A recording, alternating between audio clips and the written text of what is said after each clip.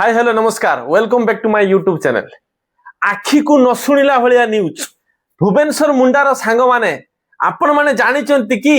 भुवनेश्वर मुंडा को हेची गुप्त रोग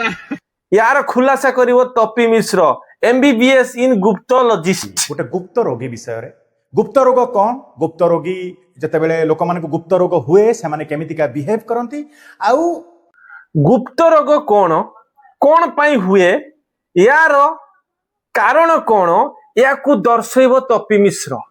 आपण माने जानुथिबे तपी मिश्र पेशा खाली गोटे रोस्टर नु से जने गुप्त रोग स्पेशलिस्ट ये मझिरे गली की से एमबीबीएस इन गुप्तोलॉजिस्ट नालुआ डॉक्टर रो नालुआ पेशेंट भुवनेश्वर मुंडा ट्रीटमेंट हबो सोशल मीडिया रे रोस्ट बाय रोस्ट रे किंतु गुटे कथा कही रखिया पाई चाहिए आज्ञा तपियाबू निशा महाराण को टिके लंबा जंत्र दरकार थिला आपण कोन जंत्र चेंज करि पारिबे स्वाइप कली से हमर महान व्यक्तित्व भुवनेश्वर सबुठु एजुकेटेड भुवनेश्वर कौन पूरा ओडिसा रे सबुठु एजुकेटेड सबुठु सोफिस्टिकेटेड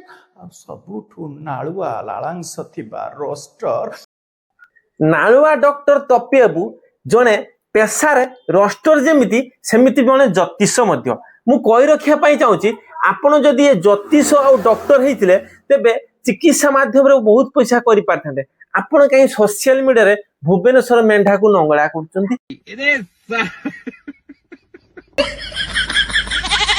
देखो मेंढा भाई को आज का डेट रे समस्त जानछथि मु जेहेतु ताठु बड़ मु ताको भाई डाकिबिनी बट आपण मानकर से बहुत फेमस मेंढा भाई भैरे नालुआ भाई तपियाई रोस्ट प्रतिशत रोस्ट नौच तू पर एमबीबीएस इनी छैटा तू गोटे इंजेक्शन ता पिछारे दे देथिने या भुवनेश्वर मेंढार मुंह बंद ही जानते न था तू खाली ताको नंगळा को आमे बहुत सारा स्ट्रगल कलु केते झड़ झंझा व्यतीत तपियाई तो झड़ को झड़ कहलुन आ पाठ पढ़ला बेले तो एट सेट नुचुथुलु टाटू कटेला बेले पूरा देह सारा गारे पकुछु आ टिके भलो कि शब्द गुडा को प्रोनाउंसिएशन करके कह